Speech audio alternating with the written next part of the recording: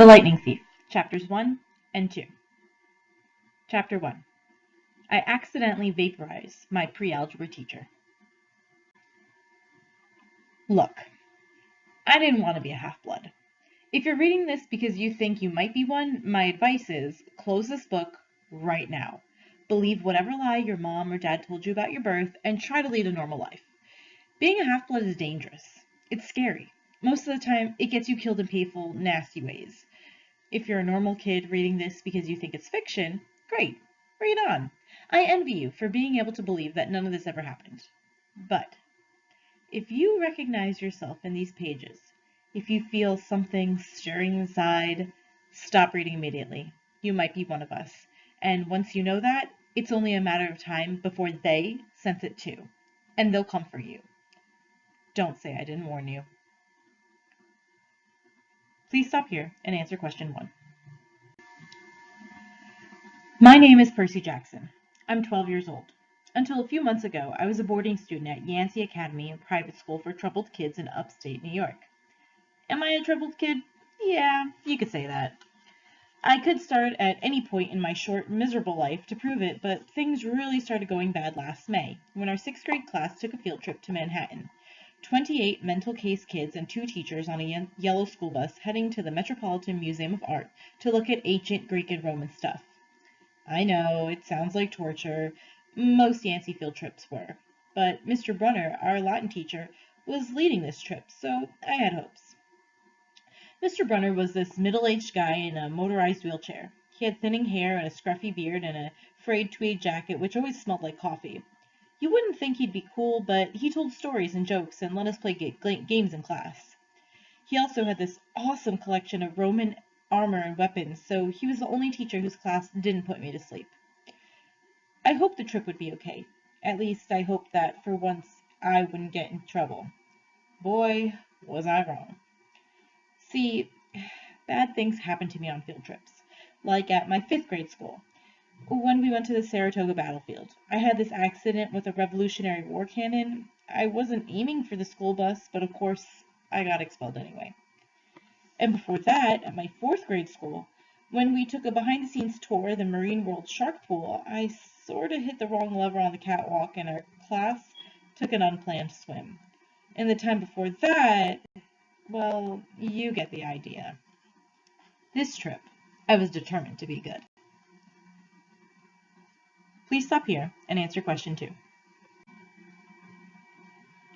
All the way into the city, I put up with Nancy Bobbitt, the freckly, red-headed, kleptomaniac girl hitting my best friend Grover in the back of the head with chunks of peanut butter and ketchup sandwich. Grover was an easy target. He was scrawny. He cried when he got frustrated. He must have been held back several grades because he was the only 6th grader with acne and the start of a wispy beard on his chin. On top of that, he was crippled. He had a note excusing him from PE for the rest of his life because he had some kind of muscular disease in his legs.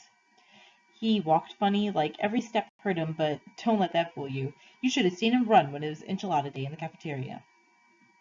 Anyway, Nancy Bobbitt was throwing wads of sandwich that stuck in his curly brown hair, and she knew I couldn't do anything back to her because I was already on probation. The headmaster had threatened me with death by in-school suspension if anything bad, embarrassing, or even mildly entertaining happened on this trip. I'm going to kill her, I mumbled. Grover tried to calm me down. It's okay. I like peanut butter. He dodged another piece of Nancy's lunch. That's it! I started to get up, but Grover pulled me back to my seat. You're already on probation, he reminded me. You know who'll get blamed if anything happens. Looking back on it, I wish I'd decked Nancy Bobbitt.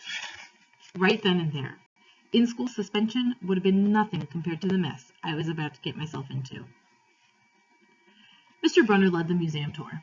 He rode up front in his wheelchair, guiding us through the big echoey galleries, past marble statues and glass cases full of really old black and orange pottery.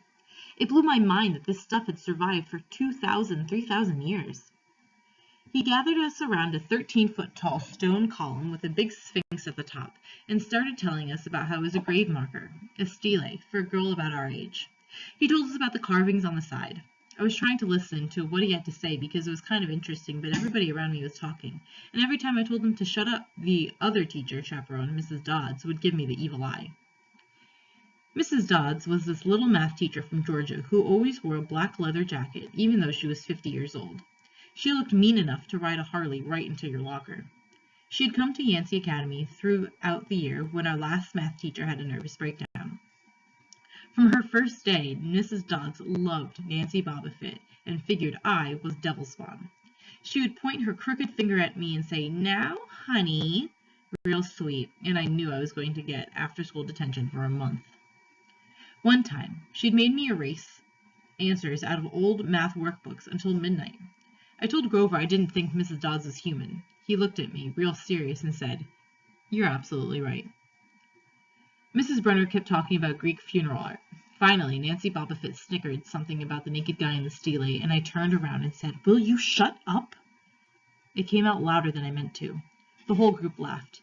Mr. Brunner stopped his story. "Mr. Jackson," he said, "did you have a comment?" My face was totally red. I said, "No, sir." Mr. Brunner pointed to one of the pictures on the stele. "Perhaps you'll tell us what this picture represents?" I looked at the carving and felt a flush of relief because I actually recognized it. That's Kronos, eating his kids, right?" "Yes," Mr. Brunner said, obviously not satisfied. "And he did this because..." Well, I racked my brain to remember. Kronos was the king god and... God? Mr. Brunner asked. Titan, I corrected myself. And he didn't trust his kids, who were the gods, so Kronos ate them, right? But his wife hid baby Zeus and gave Kronos a rock to eat instead, and later, when Zeus grew up, he tricked his dad Kronos into barfing up his brothers and sisters. "Ew," said one of the girls behind me. "And so there was this big fight between the gods and the Titans," I continued, "and the gods won." Some snickers from the group. Behind me, Nancy Bobbitt mumbled to a friend, "Like we're going to use this in real life. Like it's going to stay on our job applications. Please explain why Kronos ate his kids." "And why, Mr. Jackson," Brunner said, to paraphrase Miss Bobbitt's excellent question, "does this matter in real life?" "Busted," Grover muttered. "Shut up," Nancy hissed, her face even brighter red than her hair. At least Nancy got packed, too. Mr. Brunner was the only one who ever caught her saying anything wrong. He had radar ears. I thought about his question and shrugged. "I don't know, sir." "I see." Mr. Brunner looked disappointed. "Well, half credit, Mr. Jackson. Zeus did indeed feed Kronos a mixture of mustard and wine, which he made him disgorge his other 5 children who, of course, being immortal gods, had been living and growing up completely undigested in the Titan's stomach. The gods defeated their father, sliced him to pieces with his own scythe, and scattered his remains in Tartarus, the darkest pit of the underworld. On that happy note, it's time for lunch. Mrs. Dodds, would you lead us back outside?" The class drifted off, the girls holding their stomachs, the guys pushing each other around and acting like doofuses. Grover and I were about to follow when Mr. Brunner said, "Mr. Jackson?" I knew that was coming.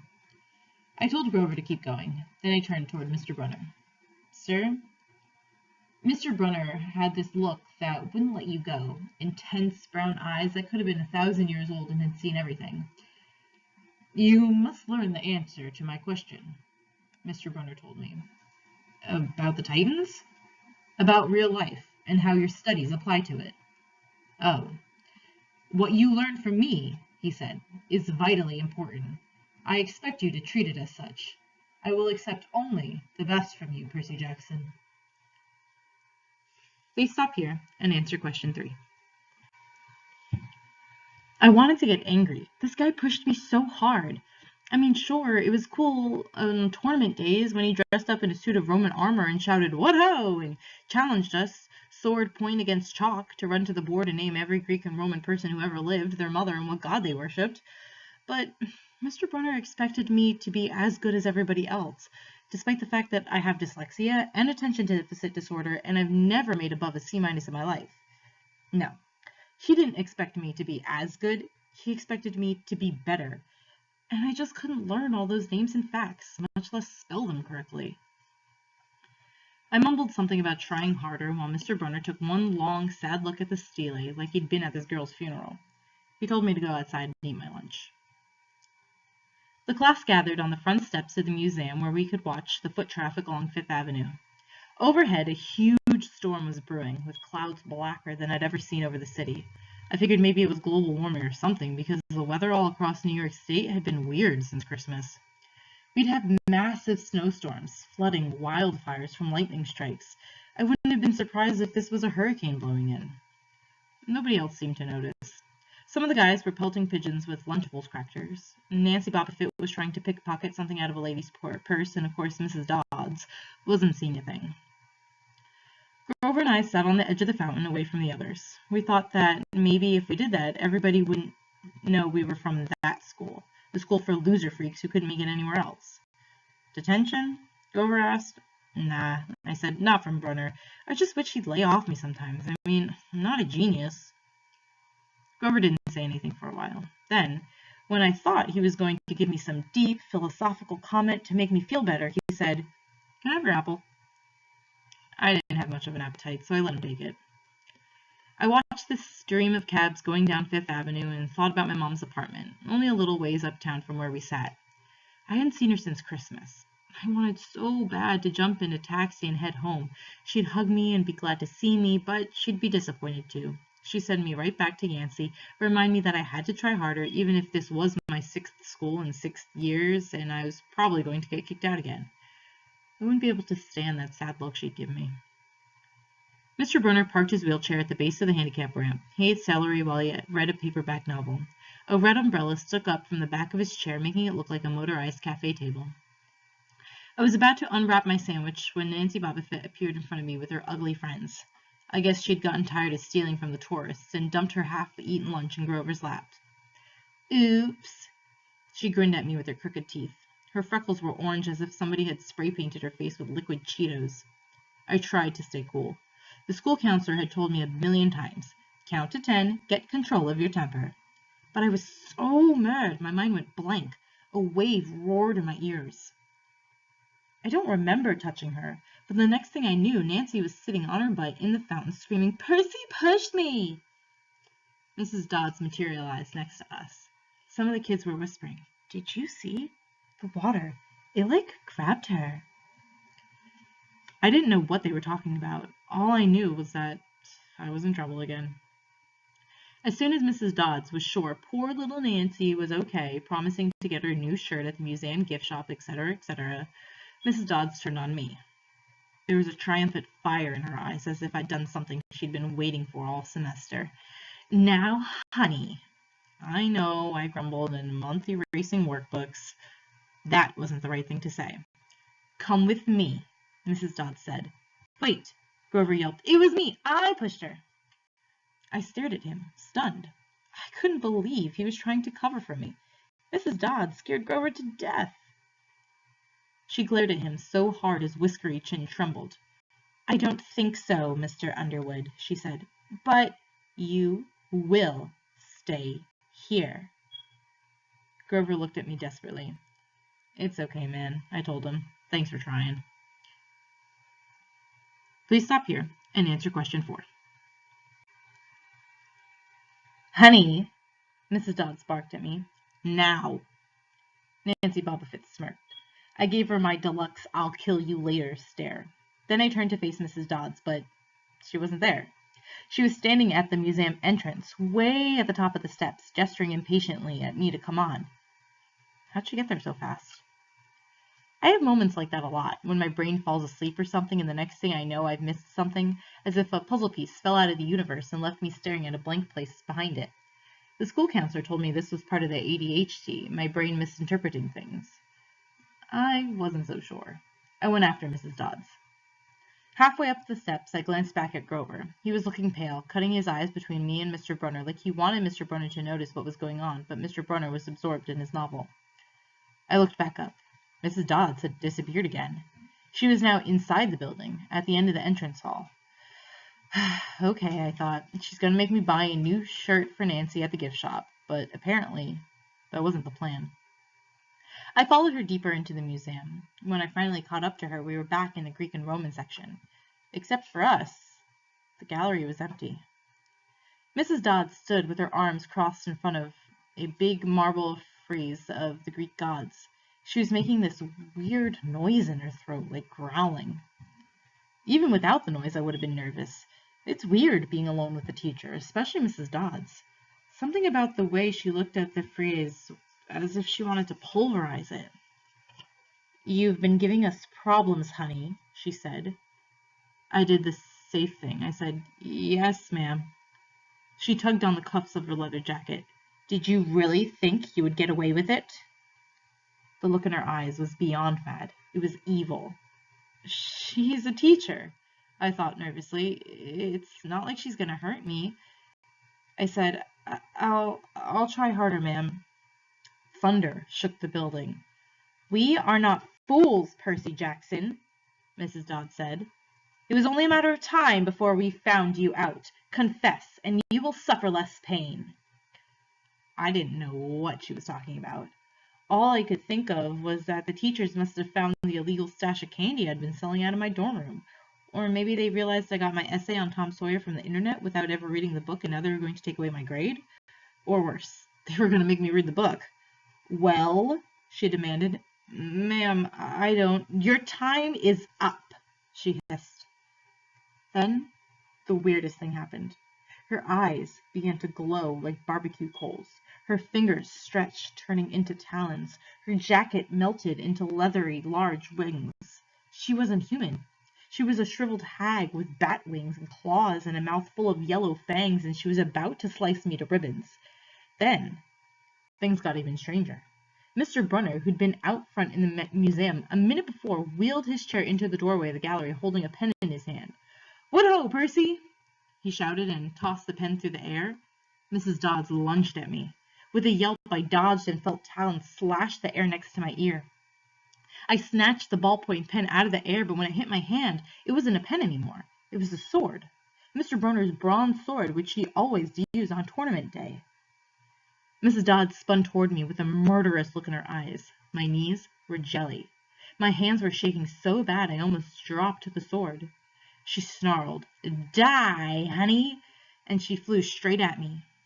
Absolute terror ran through my body. I did the only thing that came naturally. I swung the sword. The metal blade hit her shoulder and passed clean through her body as if she were made out of water. Hiss! Mrs. Dodds was a sandcastle in a powder fan. She exploded into yellow powder, vaporized on the spot, leaving nothing but a smell of sulfur and a dying screech and a chill of evil in the air, as if those two glowing eyes were still watching me. I was alone. There was a ballpoint pen in my hand. Mr. Brunner wasn't there. Nobody was there but me. Please stop and answer question 5. My hands were still trembling. My lunch must have been contaminated with magic mushrooms or something. Had I imagined the whole thing? I went back outside. It had started to rain. Grover was sitting by the fountain, a museum map tented over his head. Nancy Bobofit was still standing there, soaked from her swim in the fountain, grumbling to her ugly friends. When she saw me, she said, "I hope Mrs. Kerr whipped your butt." I said, "Who?" "Our teacher? Duh." I blinked. We had no teacher named Mrs. Kerr. I asked Nancy what she was talking about. She just rolled her eyes and walked away. I asked Grover where Mrs. Dodds was. He said, "Who?" But he paused first, and he wouldn't look at me, so I thought he was messing with me. "Not funny, man," I told him. "This is serious." Thunder boomed overhead. I saw Mr. Brunner sitting under his red umbrella, reading his book as if he never moved. I went over to him. He looked up a little distracted. "Ah, that would be my pen. Please bring your own writing utensil in the future, Mr. Jackson." I handed Mr. Brunner his pen. I hadn't even realized I was still holding it. "Sir," I said, "where's Mrs. Dodds?" He stared at me blankly. "Who?" "The other chaperone, Mrs. Dodds, the pre-algebra teacher." He frowned and sat forward, looking mildly concerned. "Percy, there is no Mrs. Dodds on this trip. As far as I know, there has never been a Mrs. Dodds at Yancey Academy. Are you feeling all right?" Please stop here and answer question 6. Chapter 2. 3 old ladies knit the socks of death. I was used to the occasional weird experience, but usually they were over quickly. This 24/7 hallucination was more than I could handle. For the rest of the school year, the entire campus seemed to be playing some kind of trick on me.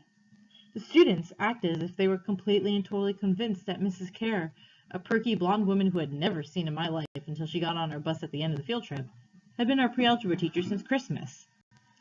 Every so often I would spring a Mrs. Dodds reference on somebody just to see if I could trip them up, but they would just stare at me like I was psycho. So I almost believed them. Mrs. Dodds had never existed. Almost. But Grover couldn't fool me. When I mentioned the name Dodds to him, he would hesitate, then claim she didn't exist, but I knew he was lying. Something was going on. Something had happened at the museum.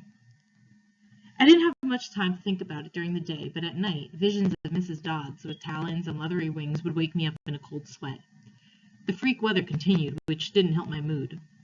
One night, a thunderstorm blew out the windows in my dorm room. A few days later, the biggest tornado ever spotted in the Hudson Valley touched down only 50 miles from Yancey Academy.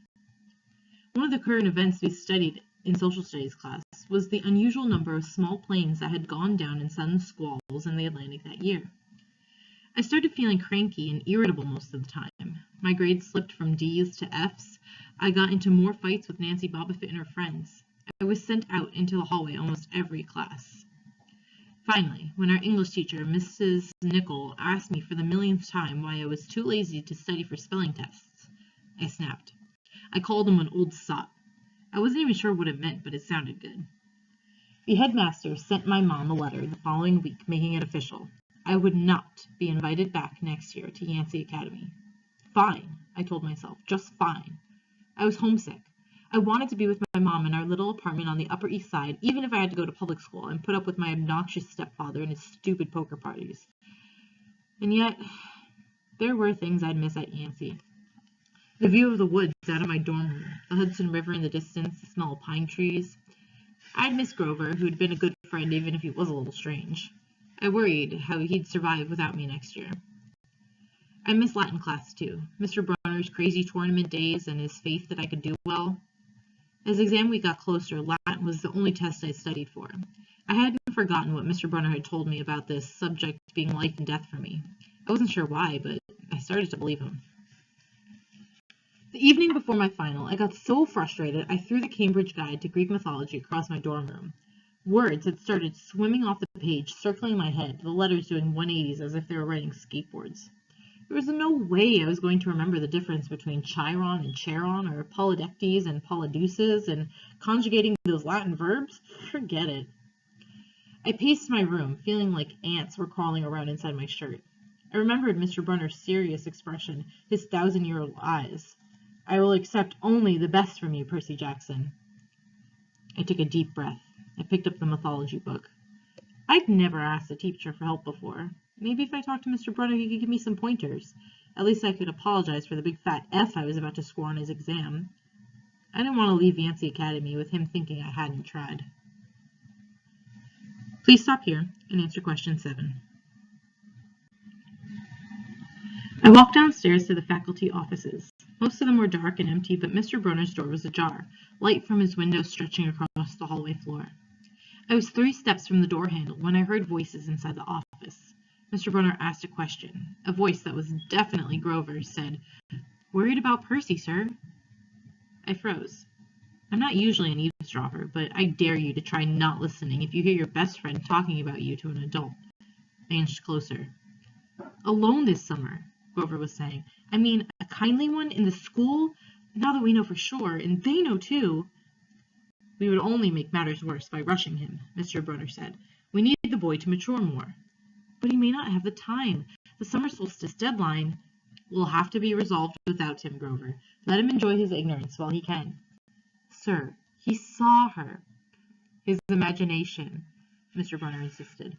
"The mist over the students and staff will be enough to convince him of that." "Sir, I can't fail in my duties again." Grover's voice was choked with emotion. "You know what that would mean." "You haven't failed, Grover," Mr. Brunner said kindly. "I should have seen her for what she was. Now, let's just worry about keeping Percy alive until next fall." The mythology book dropped out of my hand and hit the floor with a thud. Mr. Brunner went silent. My heart hammering, I picked up the book and backed down the hall. A shadow slid across the lighted glass of Brunner's office door, the shadow of something much taller than my wheel-bound teacher, holding something that looked suspiciously like an archer's bow. I opened the nearest door and slipped inside. A few seconds later, I heard a slow clop, clop, clop, like muffled wood blocks, and a sound like an animal snuffling right outside my door. A large, dark shape paused in front of the glass and moved on. A bead of sweat trickled down my back. Somewhere in the hallway, Mr. Brunner spoke. "Nothing," he murmured. "My nerves haven't been right since the winter solstice." "Mine neither," Grover said, "but I could have sworn—" "Go back to the dorm," Mr. Brunner told him. "You've had a long day of exams tomorrow." "Don't remind me." The lights went out in Mr. Brunner's office. I waited in the dark for what seemed like forever. Finally, I slipped out into the hallway and made my way back up to the dorm room. Grover was lying on his bed, studying his Latin exam notes like he'd been there all night. "Hey," he said bleary-eyed, "you going to be ready for this test?" I didn't answer. "You look awful," he frowned. "Is everything okay?" "Just tired." I turned so he couldn't read my expression and started getting ready for bed. I didn't understand what I'd heard downstairs. I wanted to believe I imagined the whole thing. But one thing was clear.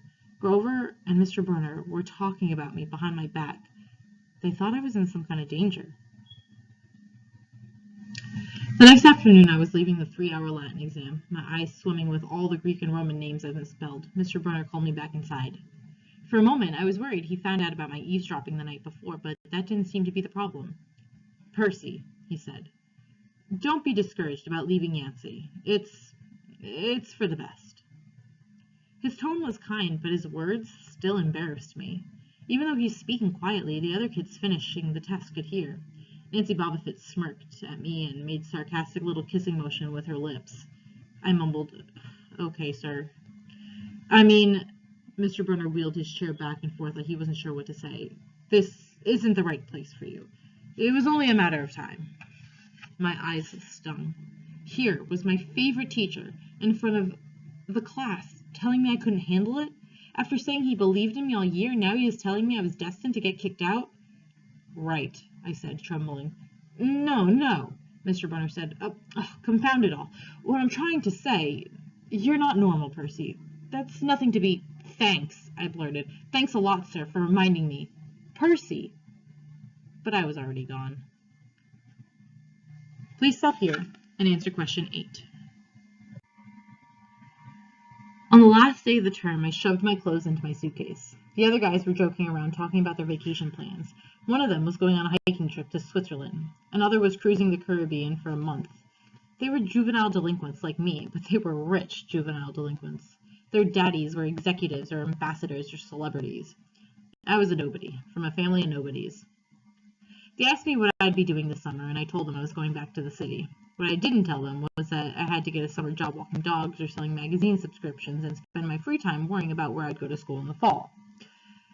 "Oh," one of the guys said. "That's cool." They went back to their conversation as if I'd never existed.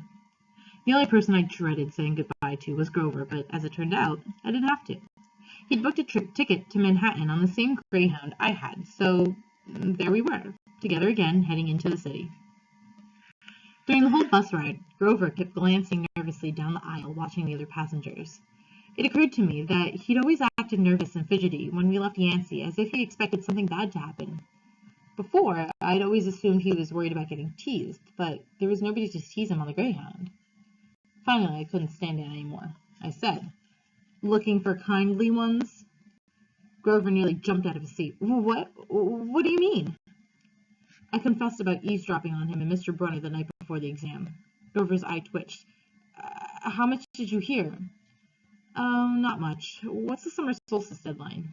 He winced. "Look, Percy, I was just worried for you. See, hallucinating about demon math teachers." "Grover. And I was telling Mr. Brunner that maybe you were overstressed or something because there was no such person as Mrs. Dodds and—" "Grover, you're a really, really bad liar." His ears turned pink.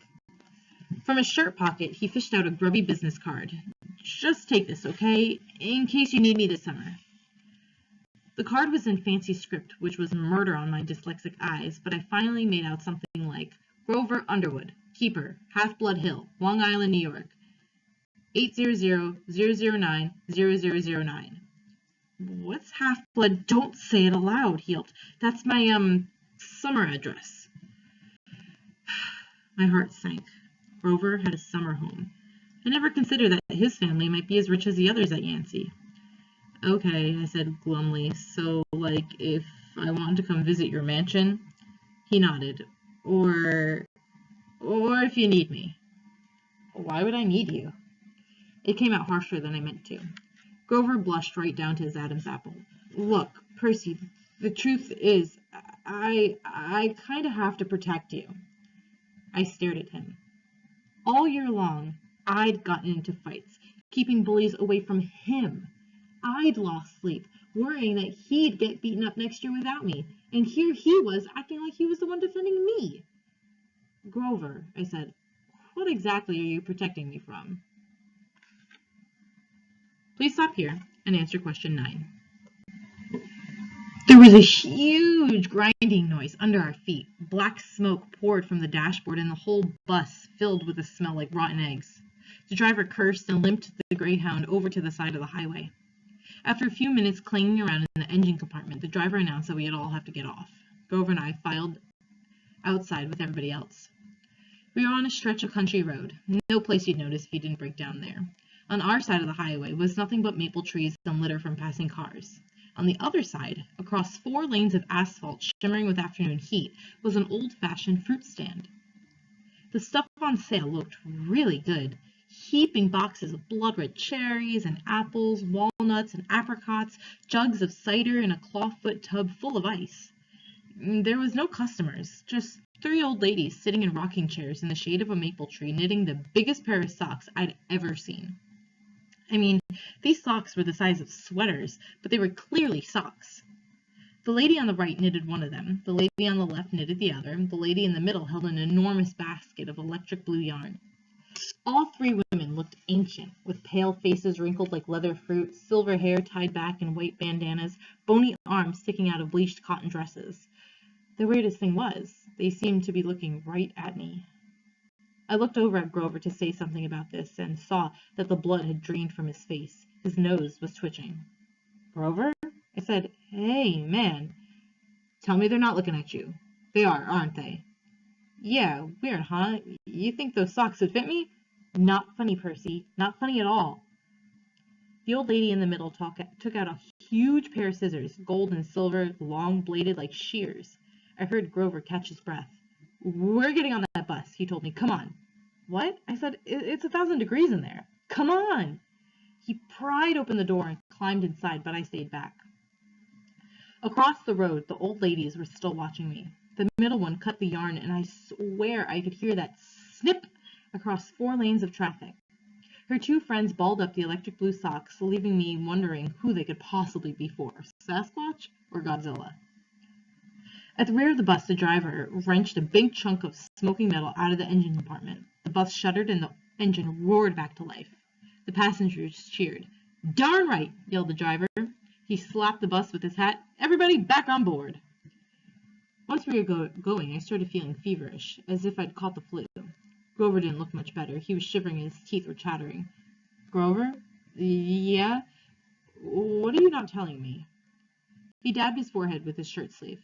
Percy, what did you see back at the fruit stand? You mean the old ladies? What is it about them, man? They're not like Mrs. Dodds, are they? His expression was hard to read, but I got the feeling that the fruit stand ladies were something much, much worse than Mrs. Dodds. He said, just tell me what you saw. Well, the middle one took out her scissors and she cut the yarn. He closed his eyes and made a gesture with his fingers that might have been crossing himself, but it wasn't. It was something else, something almost older. He said, you saw her snip the cord. Yeah, so? But even as I said it, I knew it was a big deal. This is not happening, Grover mumbled. He started chewing at his thumb. I don't want this to be like the last time. What last time? Always, the 6th grade. They never get past 6th. Grover, I said, because he was really starting to scare me. What are you talking about? Let me walk you home from the bus station. Promise me. This seemed like a strange request to me, but I promised he could.